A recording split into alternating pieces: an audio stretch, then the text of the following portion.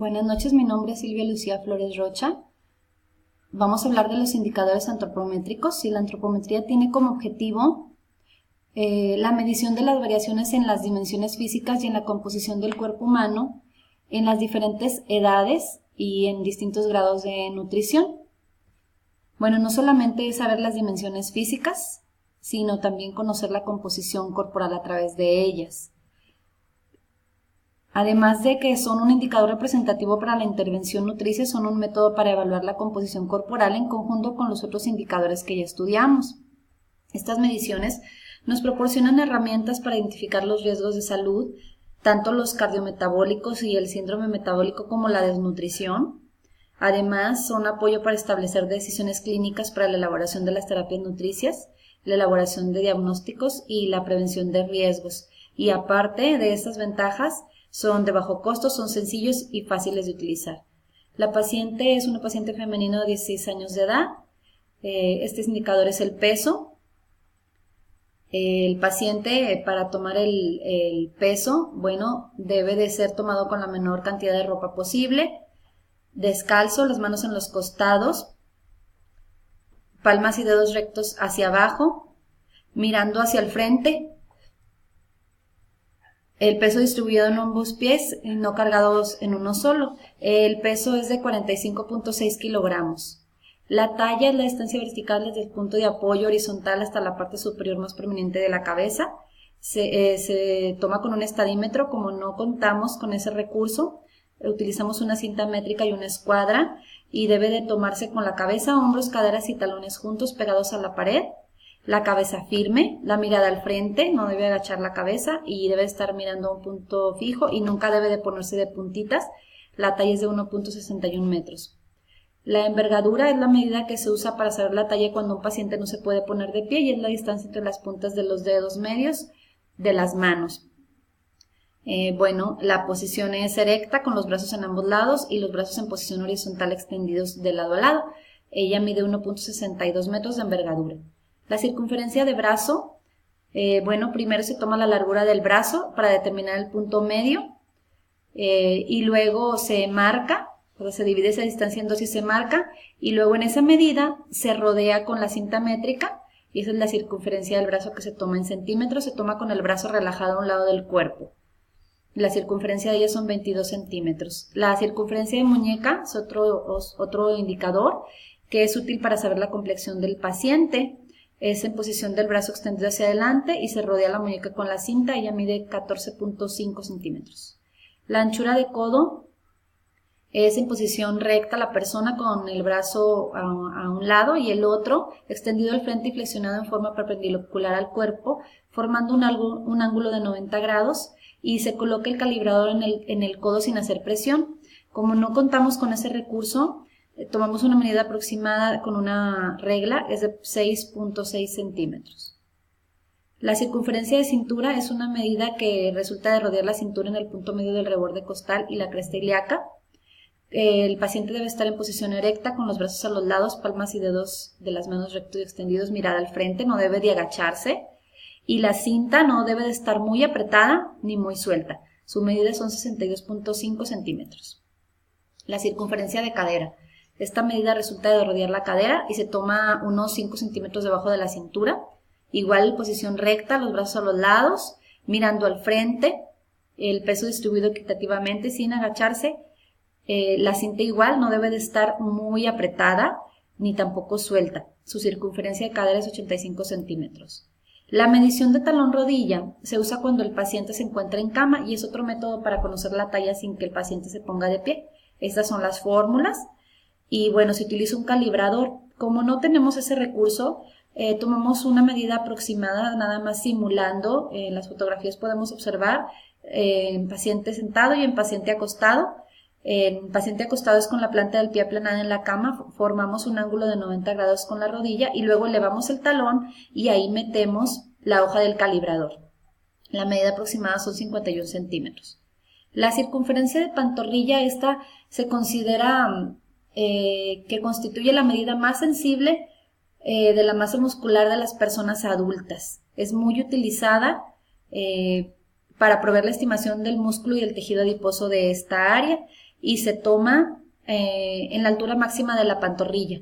El paciente debe estar erguido y relajado, y también no debemos de aplanar, de apretar la cinta ni tampoco dejarla muy suelta. Su medida es 32.5. Ahora vamos a observar los pliegues cutáneos, porque dentro de la medición de la composición corporal está la estimación de los compartimientos de grasa. Para estimar la reserva energética de grasa subcutánea se utilizan estos pliegues, que se forman haciendo un pellizco y constituyen un espesor de doble capa de piel y el tejido celular subcutáneo en puntos específicos del cuerpo. Este pliegue cutáneo bicipital se toma en la cara anterior del brazo, es adelante del brazo a la altura del bíceps, 1 centímetro arriba de la línea que se marca en la circunferencia de brazo. El paciente igual, posición recta, con los brazos en los costados, mirada al frente. Y como no contamos con plicómetro, esto es nada más una simulación, aquí está, de cómo se toma. El pliegue cutáneo tricipital es muy parecido al anterior, solamente que es en la cara posterior del brazo, significa es atrás del brazo, igual en la misma posición, y aquí vemos donde está simulado. Bueno, el pliegue cutáneo subescapular, este pliegue igual el paciente tiene que estar en posición recta, con los brazos en los costados, mirada al frente, y bueno, lo que se hace es que se toma en la cara debajo de la escápula. Aquí la tenemos, ¿sí? La forma correcta es el ángulo de 45 grados tomando como referencia la columna vertebral, y se palpa el ángulo inferior de la escápula con el dedo medio, aquí está, con la mano derecha. Y luego, ya que tenemos localizado dónde vamos a tomar el pliegue, ahí ponemos el plicómetro que pusimos aquí, un plicómetro para simular. Se toma en milímetros, todos los pliegues se toman en milímetros. El pliegue cutáneo suprailíaco se toma en el nivel de la última costilla, como podemos ver aquí, y en el borde antero superior de la cresta ilíaca con un ángulo de 45 grados con respecto a los genitales. Aquí está el ángulo de 45 grados.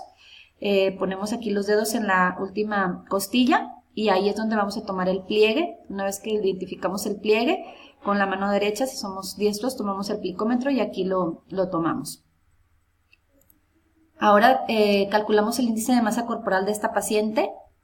Su índice es de 17.59, entonces en referencia a la tabla de la masa corporal de adolescentes de la OMS, esta paciente tiene un índice de masa corporal normal. Luego la complexión física, que es un indicador antropométrico que se usa para determinar la complexión del paciente utilizando la talla y la circunferencia de la muñeca. Aquí tenemos el resultado de 10.73 y de acuerdo a la tabla de composición corporal de la OMS, ella tiene una complexión pequeña. Sacamos también el peso ideal de la paciente con las 4 fórmulas que conocemos, que aprendimos, y de acuerdo a la complexión pequeña de este paciente, su peso ideal de acuerdo a la tabla de la OMS tiene que oscilar entre 51.8 y 57.7. Aquí pusimos el de en medio, que sería 53.29, tomando en consideración siempre la complexión que ella tiene, que es pequeña. Y bueno, el porcentaje de grasa corporal lo sacamos con la fórmula de Len, ya que no contamos con plicómetro. El porcentaje de grasa es de 23.49. De acuerdo a esta tabla, ¿verdad? Determinamos que esta paciente tiene un porcentaje de grasa corporal recomendado, entonces no tiene riesgo. Ahora tenemos el índice cintura-talla. Este índice, bueno, esta fórmula es sumamente útil y sencilla, es muy práctica para reducir el riesgo cardiometabólico y el riesgo de síndrome metabólico tanto en adultos como en pacientes pediátricos y jóvenes como en este caso. Y se saca dividiendo la circunferencia de la cintura entre la talla en centímetros. El índice es 0.38, el resultado. Este valor nos refiere que la paciente no tiene riesgo de enfermedades cardiovasculares asociadas con la grasa abdominal y tampoco tiene riesgo de síndrome metabólico. El paciente, cuando tiene un índice superior a 0.5 indica un riesgo de enfermedad cardiovascular que está asociada con grasa abdominal, y el riesgo es mayor cuanto mayor sea el índice. Esta paciente no lo tiene, no lo presenta. Y el índice de cintura-cadera también es una fórmula muy útil, porque con ella podemos determinar la distribución del tejido adiposo y es un predictor de factores de riesgo y de morbilidad, ya que con ella sabemos que la grasa predispone a enfermedades cardiovasculares y accidentes cerebrovasculares, la grasa abdominal, la grasa visceral. Aquí tenemos la fórmula, se divide la cintura entre la cadera en centímetros, ella tiene un índice de 0.73. El valor 0.73 nos refiere que esta paciente no tiene riesgo de enfermedades cardiovasculares asociadas con la grasa visceral y tampoco tiene riesgo de síndrome metabólico. Es una paciente sana.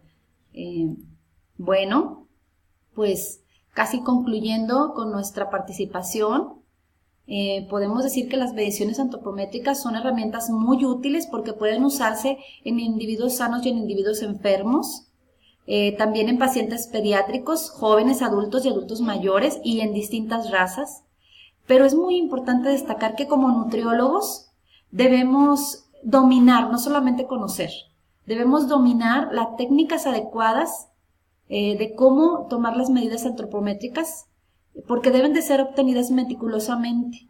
Entonces debemos de utilizar los protocolos minuciosamente para que podamos obtener medidas reales correctas.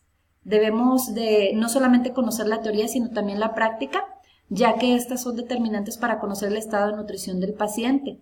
Entonces también es importante hacer los cálculos correctamente y así también no puedo dejar de lado mencionar que el equipo debe de ser de excelente calidad.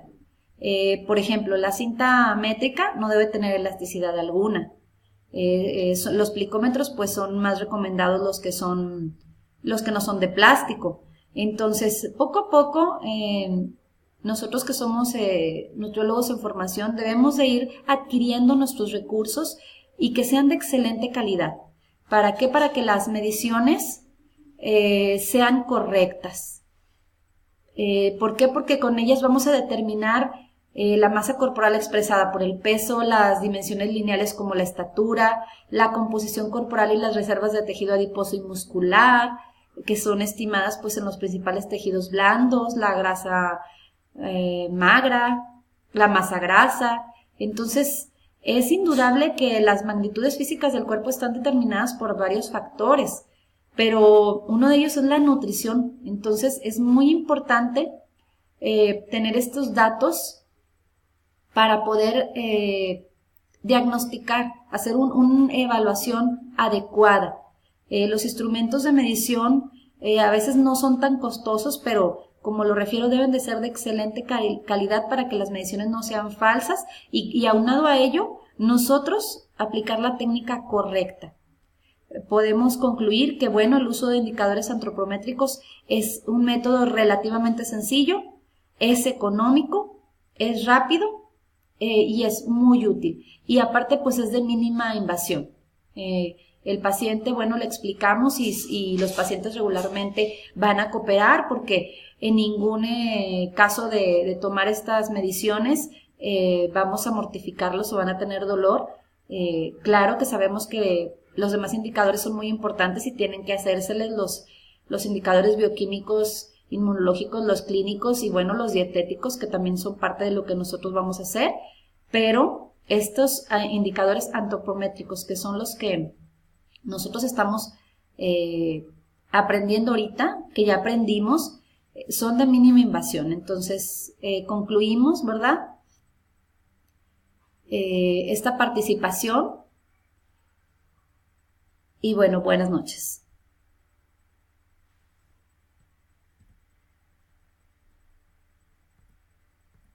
Esta es la bibliografía